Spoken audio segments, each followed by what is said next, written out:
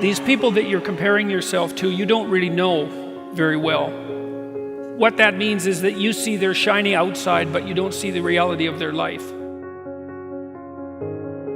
There's always people out there who are doing far better than you on pretty much anything you want to imagine. And if all you're doing is seeing yourself in their reflected light, let's say, then it's going to be pretty damn dismal. But it's not a good comparison because, well, first of all, there's danger in just comparing yourself to others, period, because they're not you. And God only knows what struggles they had to undertake to get to where they were, or what burdens they're currently carrying that you're not aware of.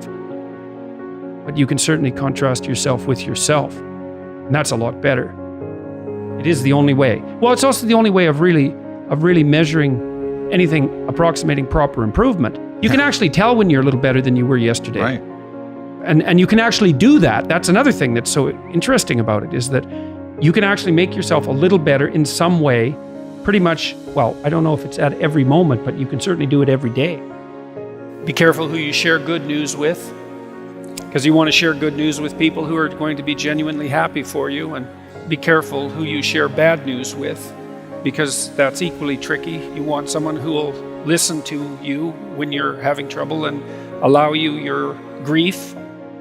Beauty calls people to their higher being, I would say, and to make friends with beauty is to introduce yourself very carefully to one of the mysteries of life that make it worth living. There's never been a better time for the majority of people to be alive, and the future, although we're vulnerable and terrible things can always happen to us, it's hard to make a case that the future doesn't look comparatively positive. We're becoming extremely technologically sophisticated, and the world is changing at an incredibly rapid rate, and the only way we're going to be able to manage that in a positive way is if each of us, or as many of us as possible, are capable of making wise and careful and truthful decisions. And if we do that, then maybe things can continue to improve. You don't get people to stand up on their own 2 feet and to adopt responsibility if everything is given to them. And that's a real conundrum. You know, maybe you're in California, see someone speeding down the road in a convertible Porsche, and you think, oh man, what a lucky bastard. And the truth of the matter is that he's thinking about wrapping his expensive sports car around the next cement pillar that he comes close to.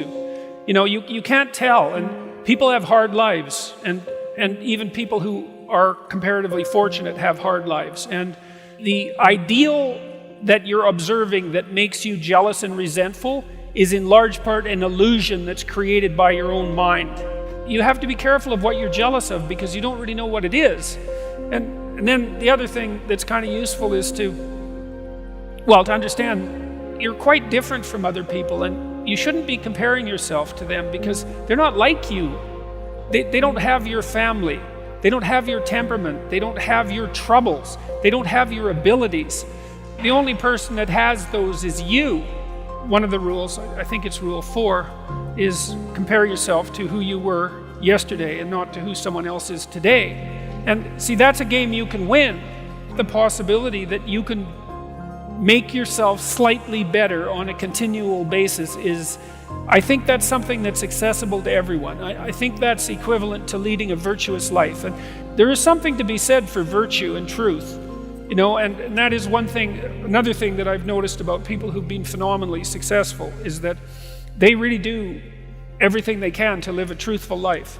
And you can get a bloody long ways by being honest.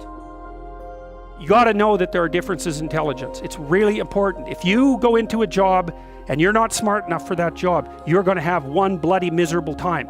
And you're going to make life wretched for the people around you because you won't be able to handle the position. But what you really want to do, as far as I can tell, if you want to maximize your chances for both success and let's say well-being, is you want to find a strata of occupation in which you would have an intelligence that would put you in the upper quartile. That's perfect. Then you're a big fish in a small pond. And you don't want to be the stupidest guy in the room.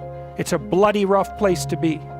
And you probably don't want to be the smartest guy in the room either, because what that probably means is you should be in a different room.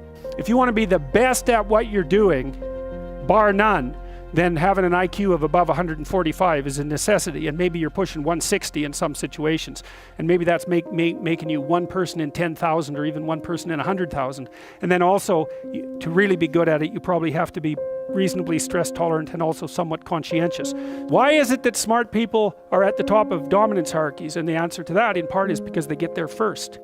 Right? I mean, everything's a race, roughly speaking, and the faster you are, the more likely you are to be at the forefront of the pack, and intelligence in large part is speed. That's not all of it is. So if you're moving towards something difficult rapidly, the faster people are going to get there first. You're going to have to put some effort into your life, and you need to be motivated to do that. And so what are the potential sources of motivation? Well, you could think about them in the big five manner. You know, if you're extroverted, you want friends. If you're agreeable, you want an intimate relationship.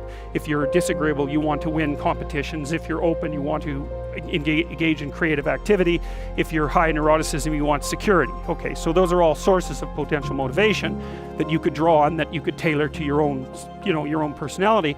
But then there are dimensions that you want to consider your life across. And so we ask people about, well, if you could have your life the way you wanted it in 3 to 5 years, if you were taking care of yourself properly, what would you want from your friendships? What would you want from your intimate relationship? How would you like to structure your family? What do you want for your career? Well, how are you going to use your time outside of your job? And how are you going to regulate your mental and physical health, and maybe also your drug and alcohol use, because that's a good place to auger down. And that tangles in your incentive reward system. We talked about the dopaminergic incentive reward system, and that's the thing that keeps you moving forward. And the way it works is that it works better if it produces positive emotion when it can see you moving towards a valued goal. Okay, well, what's the implication of that? Better have a valued goal, because otherwise you can't get any positive motivation. Most creative people fail at producing their creative product and monetizing it. Right? So your default position, if you're a creative person, is you're going to fail. And that's because it's hard to come up with something new, and it's hard to present it to the market at the right time, and it's hard to market it. Like, those things are really, really difficult.